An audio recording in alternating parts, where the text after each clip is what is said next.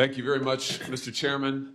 Ms. Bondi, welcome. Congratulations on your nomination. I'm so glad that you've been nominated, as we discussed when we had the chance to meet. Thank you. It was a pleasure to work with you as the State Attorney General for a number of years, and I'm delighted to see you here today before the committee. I look forward to your confirmation. You will be confirmed. Hey everyone, welcome back to McLewis Channel. Today, we're diving into an explosive Senate hearing that's making waves across the nation.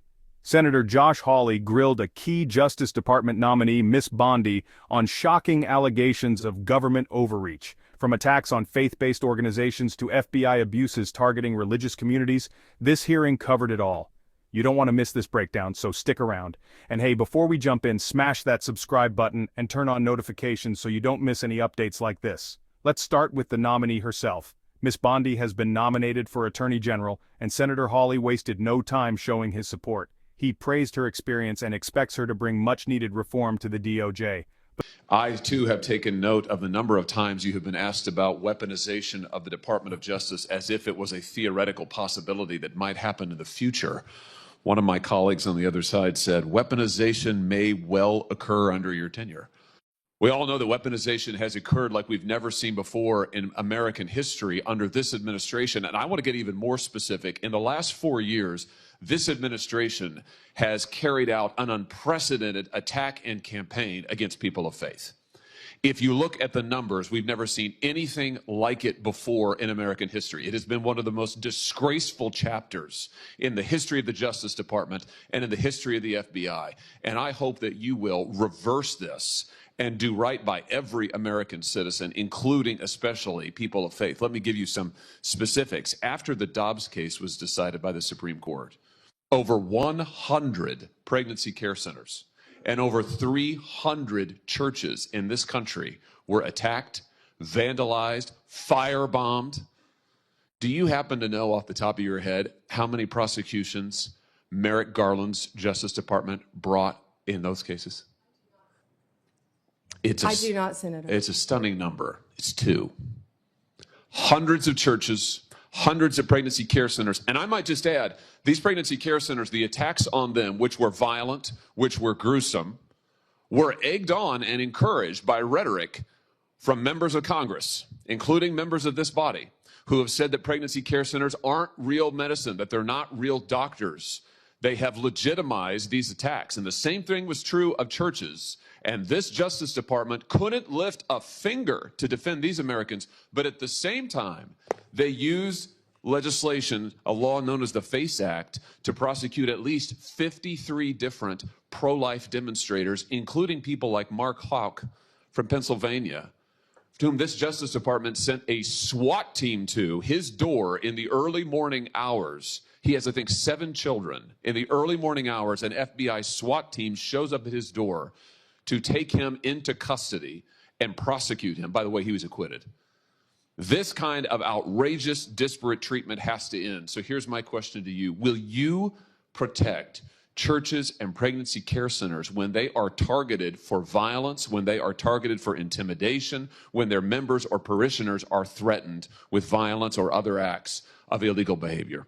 Yes, Senator. Will you stop the disparate treatment of Americans on the basis of religious faith? Yes, Senator. Will you stop the deliberate persecution of pro-life Americans for nothing more than their pro-life beliefs?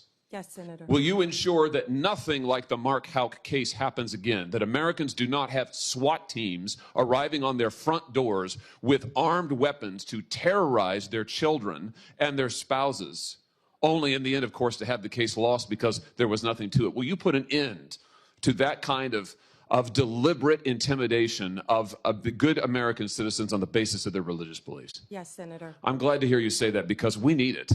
We need it. Ms. Bondi, we need a new chapter at the Justice Department, and we need it quickly. And I'm glad you're committed to it. Now, I also have heard you've been asked about your comment that you thought that in some cases we need to investigate the investigators, the ones who were bad. You know, I have to say I'm glad to hear you stand by that. We need to do that. You need to do that. And I'll give you another example. I'm sure you've read about this memo, which I now hold in my hands. This memo that was developed by the FBI field office in Richmond, Virginia, 23rd January 2023, targeting Catholic parishes for spying, for recruitment of infiltrators. I mean, the memo goes on and on and on about the FBI's plans to put assets into Catholic parishes, into choirs. This is an unbelievable assault on Americans' First Amendment rights. And we only know of it because of a brave whistleblower who came forward and released it to us. And I will tell you, I have never been misled and lied to like I was by the current Attorney General and the now former FBI director when they sat right where you're sitting now and told this committee, oh, we don't know anything about it. Oh, only one field office was involved. It was the single work of a single field office and a very few individuals. As it turns out, that's not true. Multiple field offices were involved. Multiple individuals were involved.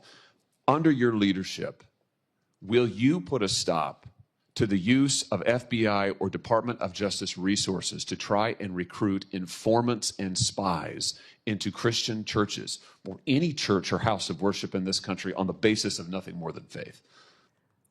Of course, Senator. Let me just say this.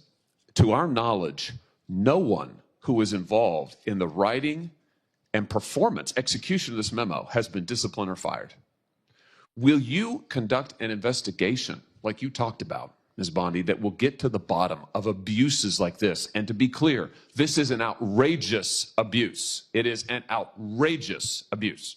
One of the worst abuses of Department of Justice and FBI authority in our history. Will you conduct an investigation to find out who signed off on this, who approved it, who advocated for it within the Department of Justice? Will you open the books on these abuses so that the American people can have confidence in their DOJ?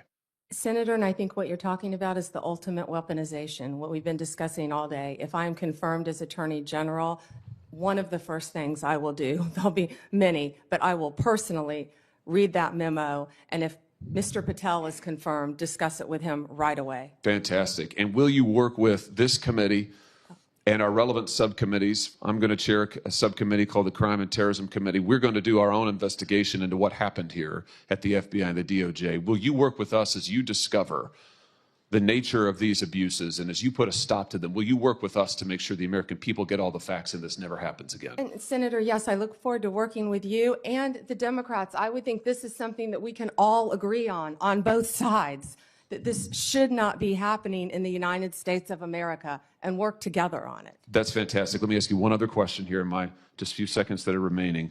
This memo targeting Catholic parishes repeatedly refers to as an expert source a group called the Southern Poverty Law Center. Now, the Southern Poverty Law Center has a long history as an anti-religious group that has repeatedly gone after conservative and religious organizations, called them hate groups, called them sometimes terrorist groups. They're cited in this memo. They once infamously, the SPLC called the Family Research Council a terrorist hate group, and an armed gunman came into their lobby and opened fire. Will you put a stop to the use of the SPLC as an official source for any Department of Justice memorandum or finding? That will be one of the first things we will look at as well, Senator, and report back to you and the committee. Thank you very much. Congratulations. Thank you, Mr. Chairman. Thank you, Mr. Chairman. What do you think? Is this the accountability the DOJ desperately needs? Ms. Bondi's promises are bold, but the real test will be in her actions if confirmed. Drop your thoughts in the comments below. I'd love to hear what you think about Hawley's points and Bondi's responses. And before you go, make sure you hit that subscribe button and ring the bell for more deep dives into breaking political stories. Thanks for watching, and I'll see you in the next one.